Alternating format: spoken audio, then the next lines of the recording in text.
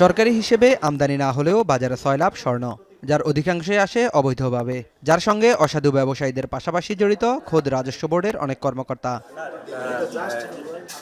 তথ্য বলছে দেশে বছরে প্রতিদিন কেনাবেচা হয় 20,000 ভরি স্বর্ণ।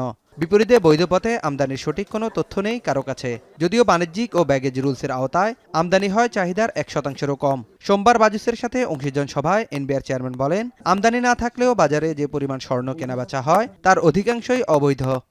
এই সোনা চলাচলকে কেন্দ্র করে কাউকে কাউকে জীবনও দিয়ে দিতে হয়। তো এটা তো কারোর জন্য ভালো জিনিস না। এমন ব্যবসা করলাম যেখানে নিজের লাইফ রিস্ক, পরের জেনারেশন লাইফের রিস্ক, তাহলে এই ব্যবসা করে কি লাভ? তো সে কারণে আমার মনে হয় এখানে একটা ডিসিপ্লিন আনা আমাদের সময়ের দাবি। আমরা সবাই একসাথে কাজ করলে সলিউশন বের হবে, এটা করা সম্ভব। ব্যবসায়ীরা বলছেন, অবৈধ পথে ছেড়ে তারা ফিরতে চান বৈধ পথে। সরকারকে ভ্যাট ট্যাক্স দিয়ে করতে চান ব্যবসা। এজন্য এনবিআর এর সহায়তা চান তারা।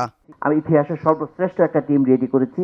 এই টিম টেকনিক্যাল পার্সন যারা আছে তারা আপনাদেরকে টেকনিক্যাল ব্যাখ্যা দিবে যে কি উপকার হবে, কি লাভ হবে। কিন্তু আপনি যদি স্বর্ণ আমদানিকে যদি সহজ না করেন, প্রায় আপনি যদি এই স্বর্ণ মানে ইম্পোর্টেড গোল্ডগুলি যদি আমাদেরকে কেনার জন্য যদি আপনি উৎসাহিত করতে পারেন, অর্থাৎ আমি যদি ইম্পোর্টেড গোল্ড যদি কেনার জন্য যদি উৎসাহিত বোধ করি, এই 18,000 লোক আপনার নেটওয়ার্কের মধ্যে চলে আসবে।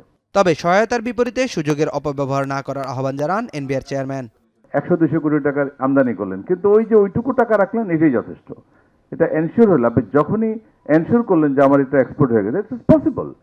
আপনার রাস্তা খোলা কোনো বিষয় না, এমন কোনো সমস্যা নাই। যদি আমরা মানে সাদা মনে এটা সমাধান করতে চাই, এটা সমাধান হবে না, অবশ্যই হবে, এবং আপনাদের এই সুযোগগুলো আমরা করে দিতে পারবো। সবাই টার্নওভার ট্যাক্স তুলে দিয়ে ব্যবসায়ীদের লাভের উপর ট্যাক্স দেওয়ার আহ্বান জানানো হয়। এখন যখন 2,30,000 তখন 2,000 টাকা, তার মানে এখানে আমরা ব্যতিক্রম করছি।